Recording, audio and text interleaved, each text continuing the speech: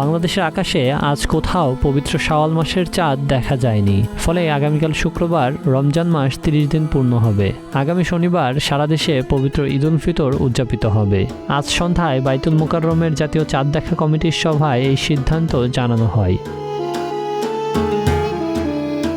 আজ বৃহস্পতিবার সন্ধ্যায় বাইতুল মোকাররম সভাকক্ষে জাতীয় চাঁদ দেখা কমিটির সভায় সভাপতিত্ব করেন ধর্ম বিষয়ক মন্ত্রী কাজী শাহ মোফাজ্জল হোসেন কায়কোবাদ। সভায় দেশের সকল জেলা প্রশাসন, ইসলামিক ফাউন্ডেশনের জেলা কার্যালয়, আবহাওয়া অধিদপ্তর এবং স্পার্সো থেকে প্রাপ্ত তথ্য পর্যালোচনা করা হয়। সব তথ্যউপাত্ত যাচাই শেষে জানানো হয়, আজ দেশের কোথাও 1447 হিজরি সনের শাওয়াল মাসের চাঁদ দেখা যায়নি। সেই অনুযায়ী আগামী 21 মার্চ শনিবার বাংলাদেশের ঈদ উল ফিতর উদযাপিত হবে।